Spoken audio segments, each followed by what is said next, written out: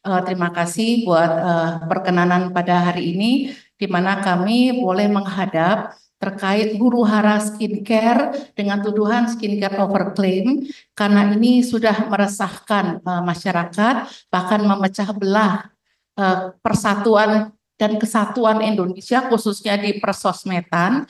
Bahkan ini sudah masuk ke ranah pelaporan ke pihak polisi ataupun dengan istilahnya ada dugaan tindak kriminal. Izinkan saya memperkenalkan diri, nama saya Dr. Janet Aprilia Stansa, dalam hal ini sebagai perwakilan dari Dokter Estetika Indonesia. Di sini bersama dengan saya ada Dr. Reza Gladys, silahkan Dr. Reza Gladys, dan juga Dr. Mufid, suami dari Dr. Reza Gladys, ini selaku korban dari tindak huru hara skincare overclaim ini. Juga ada Ibu Sheila Shaukia beserta suami, ya, Ibu Sheila Shaukia beserta suami. Kemudian ada juga Dr. Gregory. Kemudian di sini sudah hadir Bapak pengacara kami, kuasa hukum Bapak Sembiring, beserta Dr. Andreas sudah datang. Nah, di sini juga ada perwakilan dari IAI, Ikatan Apoteker Indonesia, yaitu Bapak Yunus beserta timnya, dan juga ada Ibu APT Rose selaku apoteker. Untuk selanjutnya saya serahkan selaku moderator kami serahkan kepada Bapak Sembiring. Silakan Pak Sembiring. Mungkin bisa disampaikan Pak Sembiring sebagai apa, Dokter Janet, silakan. Pak Sembiring selaku hari ini selaku kuasa hukum dari Dr. Reza dan juga Dr. Andreas, tapi pada kesempatan pada pagi hari ini beliau sebagai moderator yang akan memandu acara pada pagi hari ini. Terima kasih pimpinan. Baik, saya ada moderator ya Bu, saya yang memutuskan. Jadi saya cuma minta perwakilan untuk menjelaskan dari pihak Ibu siapa dan bukan menjadi moderator. Moderator ya. Untuk kami pimpinan, mohon maaf. Ya, jadi berapa orang yang harus bicara Ibu? Ini ada perwakilan dari korban akan menjelaskan seberapa besar teror fisik dan juga teror psikis yang dilakukan, yang mereka terima, dan juga intimidasi yang mereka dapatkan, bahkan berdampak kepada efisiensi dari karyawan itu mereka saat ini. Nah, nanti kemudian saya menjelaskan bagaimana tentang tuduhan skincare overclaim seperti itu, dan juga dibantu oleh Mbak Rose selaku apoteker. Baik, jadi selain Ibu Janet ada dua ya yang akan menyampaikan ya. Pimpinan, maaf pimpinan. Ya, silakan Bu Irma. Ya, terima kasih pimpinan. Saya kira Ibu jelaskan dulu nanti siapa yang mau menjelaskan ke kami apa sih permasalahannya dulu. Ibu atau siapa yang bisa menjelaskan kepada kami kedatangan Ibu di sini itu ada apa, mau apa, kemudian apa yang diharapkan dari kami, seperti itu. Jadi kalau yang Ibu sampaikan tadi kita jadi bingung, gitu ya. Jadi Ibu sampaikan dulu permasalahannya apa, karena kita terus terang nggak tahu nih permasalahannya apa, gitu ya. Jadi disampaikan dulu nanti permasalahannya apa kepada kita semua. Kemudian nanti kita akan melakukan pendalaman terhadap apa yang Ibu sampaikan. Begitu mekanismenya Ibu. Ya, makasih. Terima kasih pimpinan. Iya, terima kasih Bu Irma. Jadi pokok-pokoknya silakan Ibu sampaikan. Selanjutnya mungkin kalau Ibu butuh detailnya bisa dibantu dengan tim Ibu yang sudah hadir pada kesempatan pagi hari ini. Oke, yang pertama kami menjelaskan tentang kronologis asal muasal dari huru hara ini. Kemudian di sini ada beberapa korban kami bawa.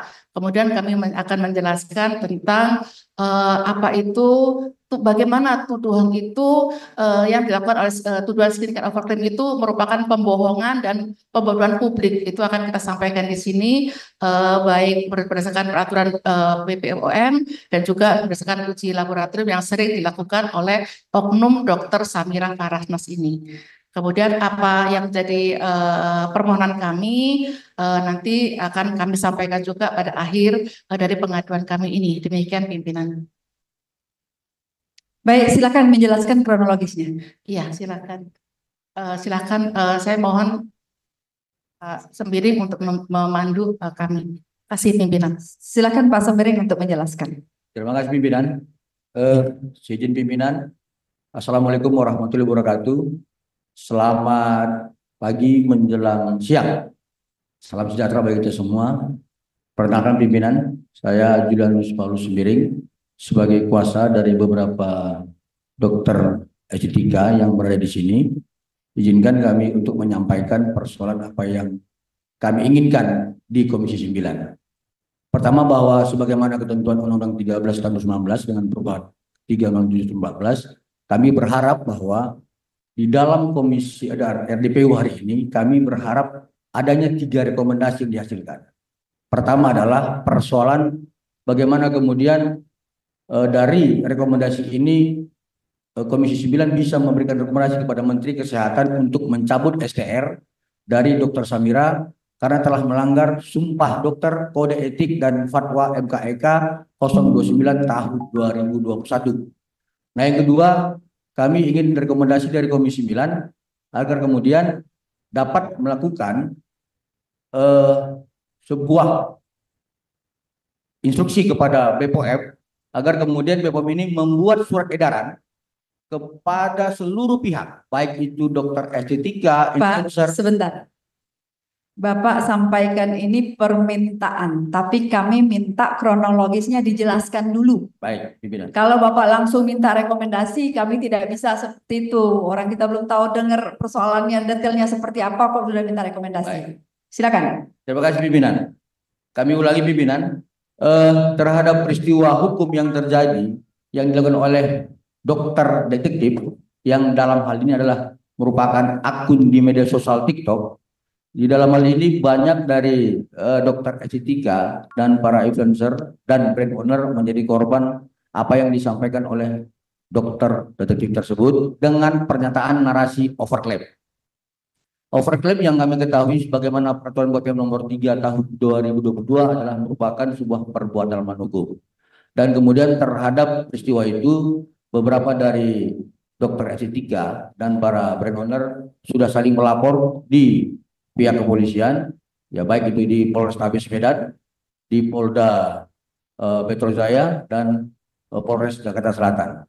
Untuk kemudian pimpinan, dengan izin pimpinan, kami meminta untuk masing-masing dari para korbannya, influencer atau brand owner, bisa menceritakan apa yang menimpa dirinya terhadap apa yang dilakukan oleh dokter tersebut, pimpinan.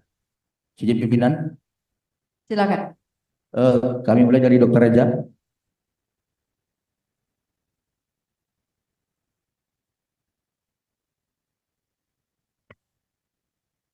Assalamualaikum warahmatullahi wabarakatuh. Terima kasih atas menerima kami di sini. Di sini saya mau menjelaskan, mungkin kalau dijelaskan dari awal mungkin khawatir nanti terlalu kepanjangan. Jadi mungkin saya simpulkan intinya. Beliau pertama kali memparodikan cara berkonten, tapi tidak menyebutkan nama. Terus men-spill produk, tapi dengan mengatakan hati-hati dokter berkedok penipu, penjahat, berprofesi sebagai dokter. Terus selanjutnya selain itu mereview produk yang produknya sudah jelas BPOM, terus sudah masuk kriteria, tapi dibetulkan dengan produk lain yang sama isinya, tapi tidak dijelaskan perbedaannya apa. Yang satu di-approve, yang satunya lagi tidak di-approve, padahal presentasinya sama. Terus di saat beliau mereview produk, melakukan kata-kata yang ujaran kebencian, seperti si abu-abu, tukang flexing, maaf pimpinan, sebentar pimpinan, mohon maaf Iya. pimpinan, Pak, Bu Dokter, tolong Ibu sampaikan dulu orang ini siapa, gitu. Yang Ibu maksud ini siapa, gitu ya. Siapa namanya kalau di sini tuh harus terang benderang, nggak boleh. Jadi Ibu sampaikan bahwa saya menjadi korban, misalnya dari bullying atau perundungan oleh dokter siapa namanya yang melakukan konten ini sehingga merugikan kami. Itu yang dibutuhkan di sini. Kalau yang Ibu sampaikan tadi kami nggak tahu nih siapa nih orang-orang yang mau dituduh nih siapa. Jadi harus jelas ya supaya kami paham. Itu ya, Mbak. Ya. Izin pimpinan boleh menambahkan menjawab pertanyaan dari Ibu Irma. Ya, beliau ini adalah Oknum Dr. Samira Fahrahnas, anggota ID yang berpraktek di Serang, Banten. Ya. Beliau lebih dikenal atau dengan julukan dokter detektif, yang mana per bulan September ini beliau mengagetkan dunia persosmedan dengan mau review produk-produk yang sudah ber-BPOM. Produk-produk yang ber-BPOM ini dilakukan uji laboratorium yang mana itu sama sekali tidak benar. Tidak benarnya di mana nanti mungkin akan kami jelaskan di belakang karena mungkin pimpinan ingin mendengar kronologisnya dulu. Ya, kita ingin dengar kronologis, Ya. kemudian nanti yang tadi yang tidak benar di mana mungkin bisa disertakan dengan bukti-bukti itu. Ya, dilampirkan saja.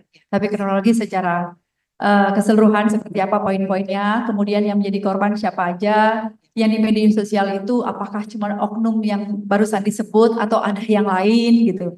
Ini perlu juga kami tahu karena ini terbuka Bapak Ibu sekalian. Terbuka sekali, ini rapat terbuka, nah ada ditutup-tutupin, apapun itu tidak ditutupin.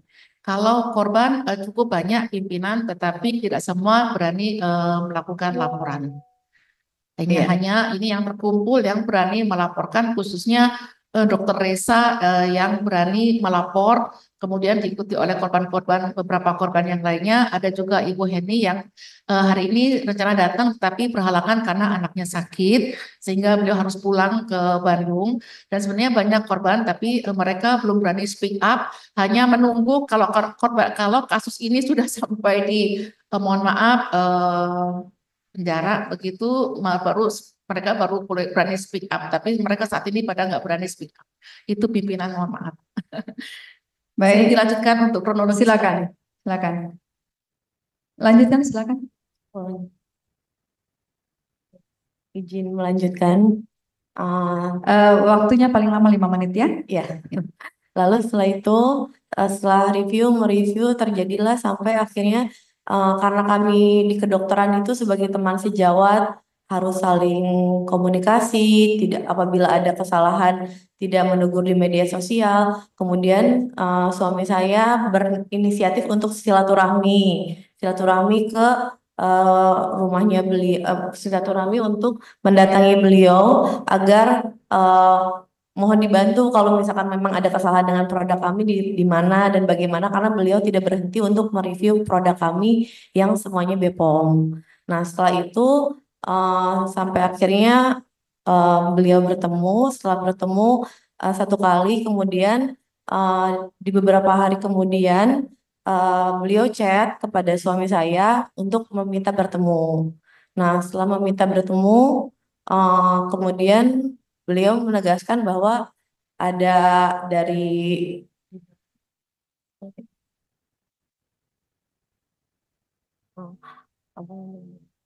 Silakan. izin pimpinan, saya pikir agar mempersingkat waktu, apa yang disampaikan Dr. Reza ini adalah merupakan perlakuan yang sama yang diterima oleh semua dokter atau brand owner yang di samping kami. Jadi kami mau simpulkan bahwa atas nama akun doktif ini alias Dr. Samira telah melakukan review dengan narasi overclaim, kemudian menyudutkan para brand owner dan dokter estetika, kemudian melakukan upaya-upaya pemerasan dengan metode yang sama, dengan orang-orang yang dengan perantara yang sama. Saya pikir itu untuk sementara pimpinan cerita awal yang kami sampaikan pada rapat dengar pendapat umum di Komisi 9 ini, sehingga kemudian kami bisa mengharapkan 3 rekomendasi tadi dihasilkan di Komisi 9. Demikian pimpinan. Baik. Ada yang mau ditambahkan? Kami persilakan. Terima kasih, mohon izin pimpinan. Baik. Saya mungkin bisa dibilang influencer ya, tapi sebenarnya saya adalah apoteker dari Bekasi. Dari Baik. Bekasi. Perkenalkan nama. Saya Roslyn Sitorus. Ya. Dan saya kebetulan baru menjadi influencer tanda kutip. Nah, jadi saya mengikuti kasus ini dari sisi keahlian saya sebagai farmasi, di mana saya sebagai orang luar melihat baru muncul pada bulan September ada suatu konten yang menyebutkan suatu produk overclaim dengan uji lab. Di situ saya tertarik bahwa ini tidak benar. Secara keilmuan itu tidak benar, gitu kan. Makanya saya mengulik dan juga memberikan respon bahwa hasil uji lab itu tidak bisa mencap suatu produk itu overclaim. Kata overclaim saja tidak merujuk kepada kandungan bahan obat dalam produk skincare tersebut, tapi klaim apakah bisa memutihkan, menghilangkan noda hitam dan lain sebagainya. Itu kalau berlebihan itu yang disebut overclaim. Kalau kandungan bukan overclaim. Nah, jadi saya mengulik hal itu dan juga mencoba mengcounter, tetapi permasalahannya menjadi bola liar bahwa seperti kayak gontok-gontokan ya, maaf kalau kata-katanya kurang formal. Nah, saya jadi mencurigai dalam tanda kutip ada apa di belakangnya. Kenapa produk yang tidak terbukti overclaim, karena kata overclaim itu adalah berarti tidak memenuhi peraturan. Jadi kan produk itu dianggap tidak memenuhi peraturan yang seharusnya mendapatkan sanksi. Produk yang kita belum tentu itu benar melanggar aturan atau tidak, tetapi dicap melanggar aturan. Kalau produk melanggar aturan kan berarti tidak layak edar. Jadi produk yang layak edar dicap menjadi tidak layak edar karena penghakiman overclaim itu. Nah, lalu di belakangnya ada apa saya tidak tahu, karena saya sebagai orang luar dan sebagai seorang farmasis ternyata ada keanehan skenario lagi bahwa yang tadinya dicap overclaim bisa tiba-tiba menjadi tidak overclaim, approve menjadi tidak approve dalam waktu singkat, karena secara kefarmasian untuk membuat suatu produk atau mendapatkan izin suatu produk tidak semudah itu dalam waktu dekat. Harus ada tektok lagi dengan BPOM yang harus dinilai lagi. Kalau ada misalnya produk yang tadinya tidak berkualitas dianggap, kalau mau mengubah menjadi berkualitas ya harus lapor dulu ke BPOM, dan itu membutuhkan proses evaluasi lagi gitu. Nah, jadi kan saya bingung, mencurigai ada apa, kenapa yang tadinya overclaim jadi tidak overclaim dengan waktu singkat. Nah, ternyata ada berita-berita yang masuk yang jadi FYP saya itu terus ya, bahwa ada indikasi pemerasan. Nah, dari situ saya jadi menyadari bahwa maksudnya masuk akal saya bahwa ini skenario yang overclaim tidak overclaim ya untuk menakuti brand owner mungkin, karena kalau dilihat-lihat brand yang diserang adalah brand yang mempunyai cukup penjualan tinggi mungkin ya. Jadi dari alasan menghakimi brand itu tidak ilmiah, tidak masuk akal, lalu bisa jadi itu dijadikan alasan yang mengada-ngada untuk melakukan suatu tindakan pemerasan. Jadi secara teknis apa yang dilakukan akun dokter detektif itu tidak masuk akal, tidak ilmiah sama sekali, tidak dibenarkan. Selebihnya apakah ada indikasi pemerasan atau tidak, mungkin itu yang brand owner ini ingin sampaikan ya. Jadi secara kira-kira begitulah yang bisa saya sampaikan sebagai kronologis untuk bisa mungkin meminta bantuan ya untuk mendalami lebih lanjut ada apa dengan hal ini, karena saya rasa kedepannya kalau ini dibiarkan akan mengganggu produk lokal. Karena sejujurnya kan kita masih berkembang ya, masih kemampuan teknologi kita itu adalah yang masih berproses untuk bisa mampu mungkin meningkatkan kualitas, bersaing dengan produk luar negeri gitu. Ini masih proses.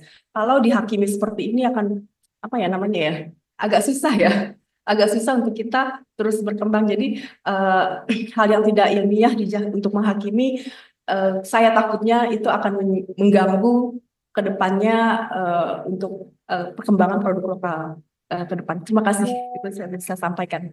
Baik, terima Izin kasih. pimpinan, saya mau menceritakan kasus saya yang agak sedikit berbeda. Apakah Iya. diizinkan? Silakan sampaikan nama dan silakan. Assalamualaikum, salam sejahtera semuanya. Nama saya Dr. Gregory Budiman. Ya. Jadi sejak awal kemunculan dokter detektif, bahkan sebelumnya Dr. Richard Lee juga yang sering mereview produk, saya memberikan counter untuk menyatakan bahwa sebenarnya yang berhak melakukan review adalah BPOM. Sebentar saya akan membacakan surat saya kepada Komisi 9 ini. Jadi saya Dr. Gregory Budiman hendak melaporkan permasalahan kerusuhan di dunia skincare yang melibatkan akun dokter detektif milik Dr. Samira Farahnas. Ada beberapa hal yang menurut saya Dr. Samira melakukan dugaan pelanggaran.